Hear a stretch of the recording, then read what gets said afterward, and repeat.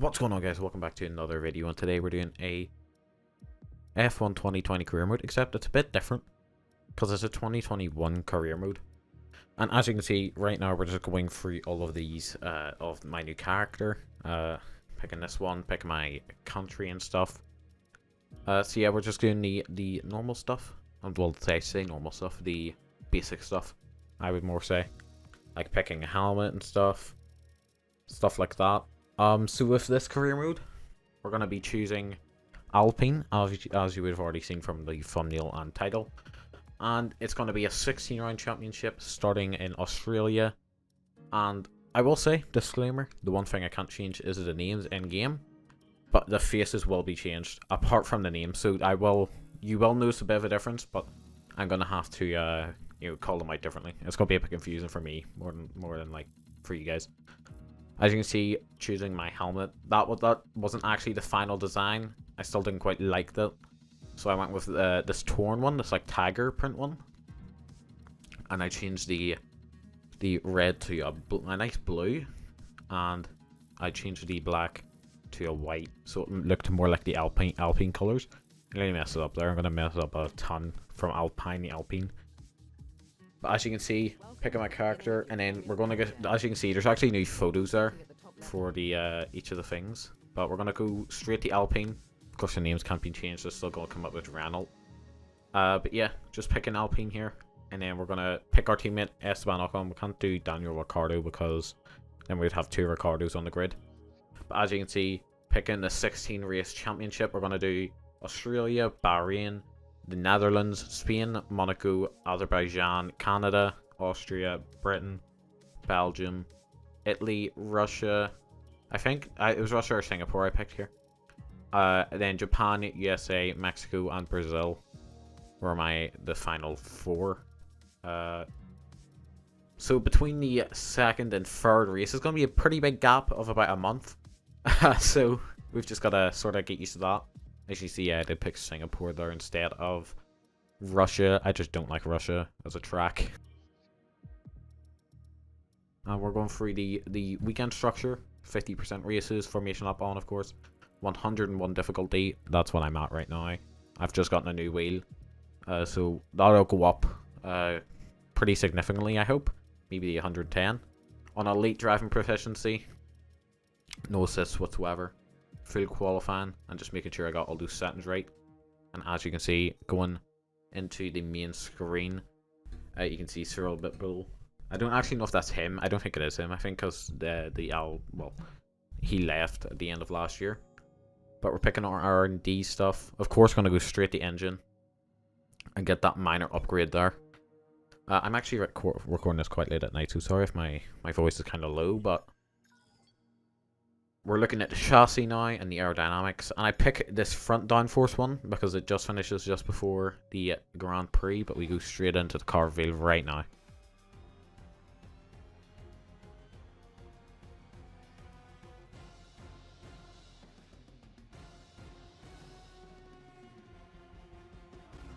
See, I cut myself off there a bit at the end there, but as you can see, the numbers are a bit weird. The numbers aren't right, but what can you do when it's just a mod from Race Department?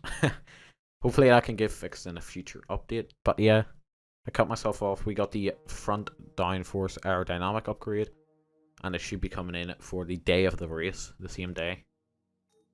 So I think we move on here. Let's just read over the season objectives. What we're looking to do. Get pushed toward the front. The pistons upgrade comes in, we get our weekly resources, and I decided to go straight for this Halo upgrade here, the rear downforce one, and it's got to come in for, I was thinking about rushing it, but that's way too high of a chance. Or no, did I choose this one or the Halo upgrade? I think I chose the Halo upgrade. Yeah, because this is a major one I can't pick. Yeah, we picked the Halo upgrade, it's going to come in after the Dutch Grand Prix. I would rush it, but it takes way too much. Way too much failure chance to. I'd rather not risk it. But moving on to Australia, our upgrade comes in and we go straight into practice, and the car was basically undrivable, to say the least. As you can see, coming into turn 1, this is the only clip I'm going to show you, but you can sort of get the gist. It just would spin at every corner, the suspension was all the way off. That's what it was. I found out in the end in FP3. As you can see, our resource points coming in up to 995. But we're going to move straight on to qualifying. Very little driver reclaim. We're moving on to Q1. I think this was my fastest lap in Q1. Yeah, commentate over the lap coming into turn 1. Braking about 75 meters just at the bump of the wall, and then coming out. You want to stay in 5th, 6th gear maybe, and get the power down. But as you come down into the straight, brake at the light where the flag light comes up. Get up in the 4th early with the short shift, and then turn in for the left-hander without braking because you don't need to. Coming into the fast right-hander here in 6th gear, going flat out. And then turn 6, I think this is. You want to short shift again, get the traction, and then through the flat right. I nearly messed up. I wasn't paying attention properly. But you want to brake here about the edge of that Marshall post. You might want to use all the curb there. I just didn't on this lap in particular.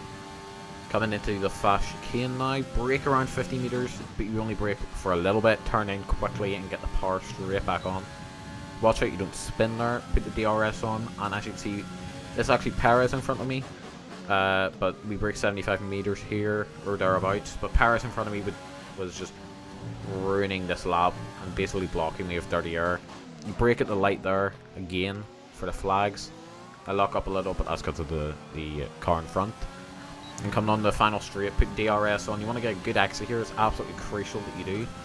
As you can see, coming over the line, 1:21.8, which isn't perfect, but I think this is the fastest lap in Q2 as well.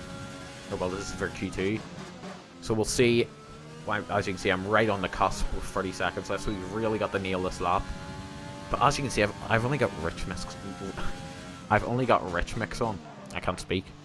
I lock up again there, and then I notice it as I'm going through here. I think through the flat right, and I'm still 2 tenths up anyway. But I would still be about 3-4 tenths up if I noticed that it wasn't on max fuel mode. And as you can see, gaining a lot of time through there. But this final sector, I feel like was one of my best. And as you can see, we gained like 5 tenths in the last sector. And coming up the line, are we going to make it into Q3? I think we did. I didn't quite see that. Was it P6? It was P6. And as you can see, the helmet contrasting well with the car. As you can see, 40 seconds left on the clock, P8. But I didn't. Oh no, I already had set a sector, or not sector time. A lap with some scrub tires. A 1:27 or 1:21.7, which isn't too bad. But this is the best last sector I think I've ever had, apart from Q2. But I gained about 4 tenths or something here. 4 or 5 tenths coming into here, into the third last corner now. Basically cutting that whole part, and then braking at the lights again, short shifting up so we can get the traction. As you can see, coming out of the penultimate corner there, we gain a lot of time, about 3 tenths just from that. We come across the line, where are we going to be on the grid for final P5, which isn't too bad for our first straight. Months of rumour and speculation all come to an end today, as we return to Melbourne for the opening race of what promises to be an enthralling season. Welcome along then to the Australian Grand Prix.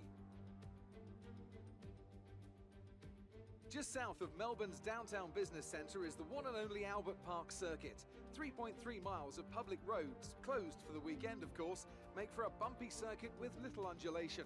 There are 16 corners around the lake and a couple of good passing opportunities here as well, thanks in part to the DRS zones into turns 1, 3 and 13.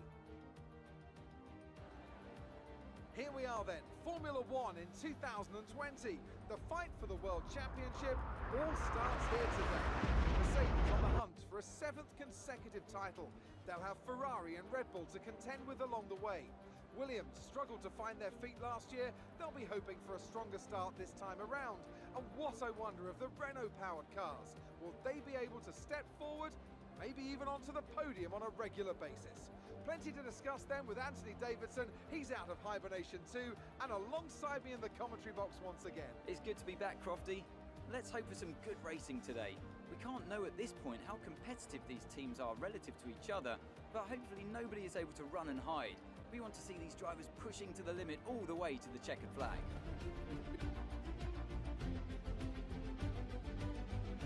But here is the starting grid for our Grand Prix. We have Hamilton on pole, of course, with Bottas locking out the front row. We've got Verstappen, and then it's actually Ricciardo in fourth. And then we have myself, and that would be Vettel, and then Perez, and then Leclerc, and then Norris, Ocon, and then that'd be Sainz, Yuki Tsunoda, Lance Stroll, Gasly, Schumacher, Raikkonen, Mazepin, Russell, Giovinazzi, and Latifi coming last in his Williams. Go out, so let's head down to the track and get this Grand Prix underway. So we're on the grid right now. We're gonna look at our strategy. It's looking like a one-stop race. I don't know if I could take those hards that long, though. But we're gonna put a lot of fuel in, and let's check out the personal. The personalized strategy is saying lap 11 on the softs. It's a bit hard to do, I would say. But we go for it anyway. We go formation lap, and as you can see, I start before everyone else. So yeah, for this race, I'm on a different wheel, and so I'll be a bit rusty. I haven't raced in like a week, but anyway, let's get right to the grid reforming here. Us lining up in P5, and let's see how this start goes. Our very first F1 race. Keep an eye on the lights. The start sequence will begin as soon as the grid has formed. Be ready with the clutch. Grid lining up.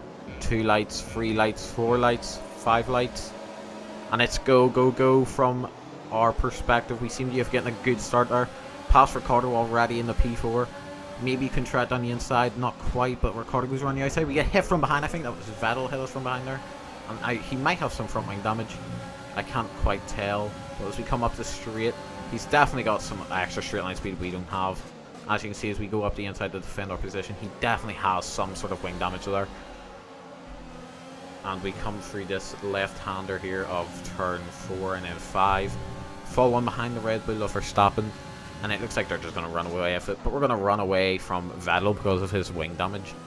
And he does in fact come in at the end of this lap to clear that, to get his wing fixed. As you can see, skipping on the lap 3, I was trying to conserve my tires, but I think I was doing it a little too early. As you can see, Ricciardo already catching up to us again.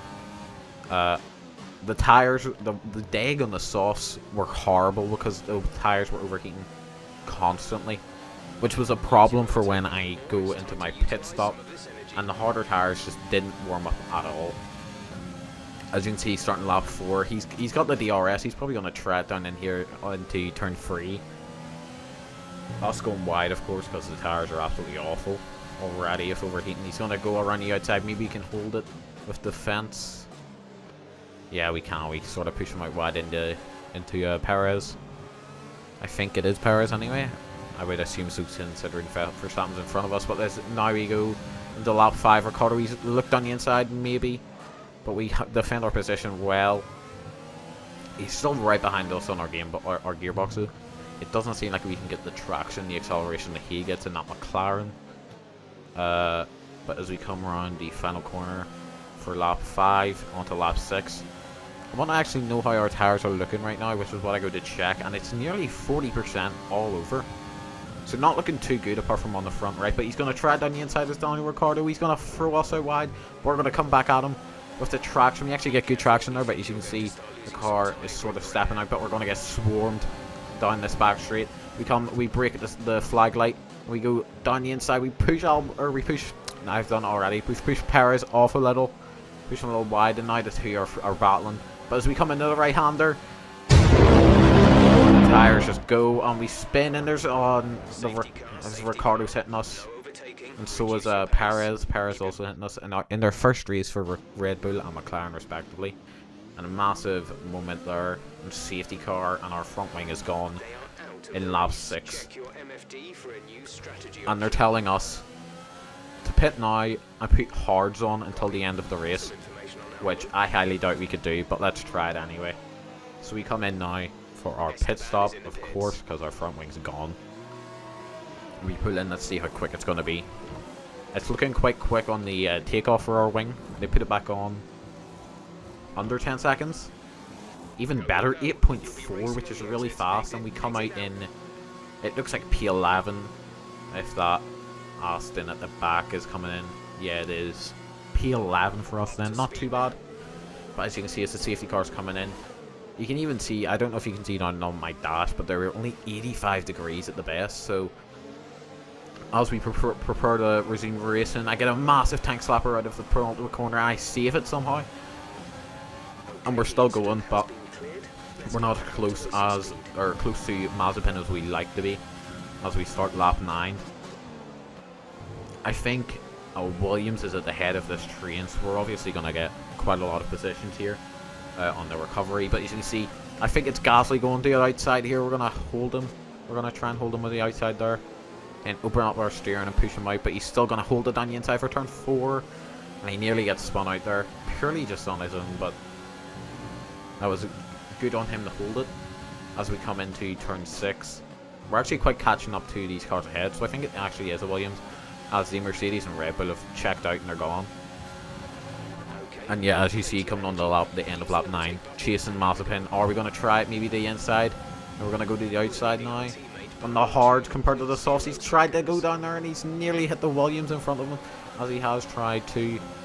As you can tell, some of the liveries are not quite the 2021 ones, but as you see, Pierre Gasly going down the inside of us as we try to go down the inside of Mazepin.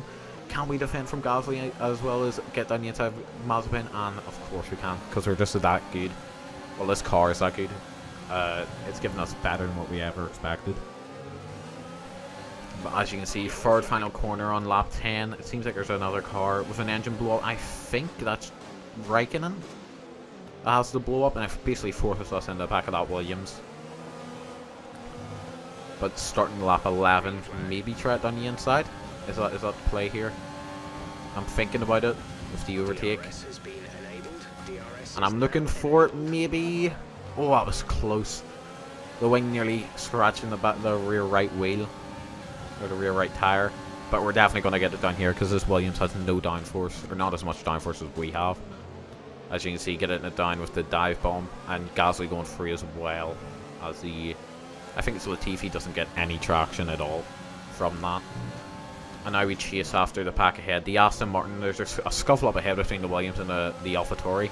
We're going to go down the inside of the Aston Martin. Can we do it in front of Vettel? And of course we can. And then we're going to try and hit... We've hit the Williams with an ambitious and optimistic move, but I was definitely not making that. But we can definitely get him on this straight. To the inside, fake the inside, and then go to the outside, around the outside. Can we even get him before the corner? Not quite, but we do beat him on the brakes, of course. The Williams is having horrible, basically, the whole way, or the whole car around. Coming on to the end of lap 13 and the start of lap 14, we have the car of Yuki Tsunoda, the AlphaTauri, going in, and then at the end of the same lap we have this Haas coming in, and there's a Mercedes in there. Maybe can we get that position? It's going to be close for sure. Oh, well, it's not really close at all. He's right there. He's already at turn 1, and we're only at the braking point. But lap 16, well, lap 15 to 16, as you can see, getting a moment at the end of the final corner. But this Mercedes we do overtake, and we're promoted into P3 as the Aston Martin of Vettel's looking for a move. Or I don't think that's Vettel, sorry, I think that's Stroll. I think Vettel's still at the back. Well, not quite, he's in P6.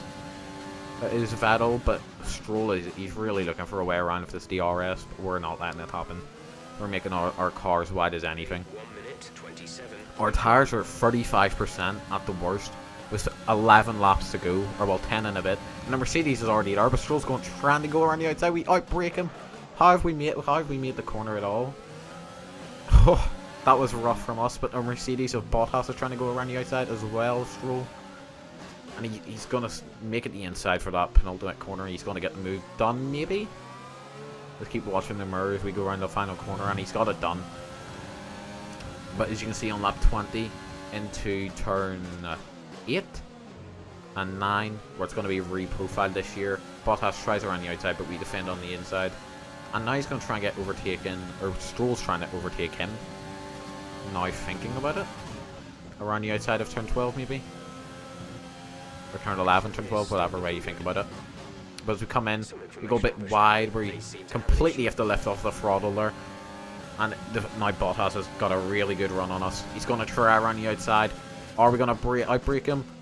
In this Alpine, the brakes are insanely good on this Alpine.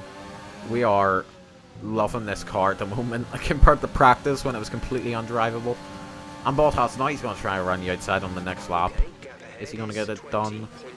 I don't think he is, because we're too fast. Well, I wouldn't say too fast, but we're too we think ahead. Let's say that. But the Mercedes, I think that's actually the Aston Martin in front of him now. I didn't quite see it, and it's hard to tell the two apart. But I think it is the Aston Martin, because there is no blue on that front wing, and there's no blue on the back. And that's Yuki Tsunoda. He's out in his debut race. It does say Daniel Kvyat, of course, but that's the mod. The VSC comes out, and now it's ending at the end of the turn 9 or 10. And we get the worst run we could as we come into turn 11 or 12 and then 13. And of course, look at this. Stroll, he's got the run, he's going to go to the outside. We're going to hold the inside, of course, because that's our specialty. And we push him out, we squeeze him out into the curb. And you can see right here, that Yuki Tsunoda car, he's gone off. But as you can see, starting the last lap now, we've got away from Stroll, and it's now only Bottas. So let's keep on board of this. He's going to look down the inside. Maybe he's just sent it up too much, and maybe that's our chance to get away. Maybe that's our chance to secure this podium. And maybe it's just slipped away from Bottas here. We want to take this lap easy. As you can see, we're only going to get warning signs for our tyres of this lap. That just shows you how much I've conserved these tyres. For 22 laps. I couldn't even believe it myself to come towards the end. 22, 23 laps I've been on these tyres. And as you can see, we're still within even a tenth of our own best time. But that's how much we have to give it just to keep Bottas behind us. Even with worn tyres, even with no grip, we're still giving it our all, and he still can't get past us. That just shows you how the effect of the dirty air. We're even going faster than our best time on the last lap. Lewis Hamilton wins the Grand Prix, but Bottas, he's going to tread around the outside. Maybe he can get it. No, we outbrake him again. It's close. We've pushed him out again, and I think that's it. I think that was his last chance to secure that podium. As we come around the penultimate corner, he does still get quite close. Can we make it count? If he doesn't get the RS, or if he does get the RS, but he doesn't get close enough. But we are going to secure this podium for Alpine in our first race. And I'm going to stop there because I've got a lump in my throat. Okay, good job, mate. Really well done. That was a fantastic drive. Yet another historic win under their belts. Well done to the team at Mercedes. Anthony, tell me, what was it that helped them achieve this success? Without a doubt, the safety car changed everything today. The key to their success was keeping calm and reacting to the situation quickly. We've seen teams in the past throw away wins because they were too hesitant, but here they were decisive, and that's allowed them to take the advantage. Mercedes are on top form once again after an excellent race weekend. As you see, us on the podium with, well, not our modded in race suit, it's just an all black race suit, but we are on the podium in our first race. That just shows you we have the potential to possibly even win races this season if we're getting on the podium in Australia, and we still have upgrades to do. But I think our best chance is maybe Singapore or Monaco to get that win. But as you can see, our standings here, we are in third, of course. Bottas behind me, and then Vettel actually got ahead of Stroll there. And then Leclerc, Norris, Ocon, and then that would be Carlos Sainz rounding out the top 10. As you can see, 4/10 difference between me and Bottas, which just shows, and it just accumulates, or it's the culmination, I can't speak, of a close race. As you can see, our claim level going up to 2.5 already, because we repeated what Magnussen did 7 years ago now, with the podium in our debut race. And as we come into the team headquarters now, still loading in, getting our weekly resources. And I think that's enough for a new upgrade. And I think we're going to go for the chassis upgrade, as I looked at earlier. Yeah, of course we are. We don't have anything else. We can't go for anything else. Well, we can maybe go for this aerodynamic upgrade. Do we go for it? Or do we go for the chassis one? And we go for the chassis one. And we're going to move on to Bahrain now. That's going to be it for this episode. As you can see, us in P3, it's a good site. But that's going to be the end of this episode with the Alpine career mode. I'll see you all in the next one. Peace.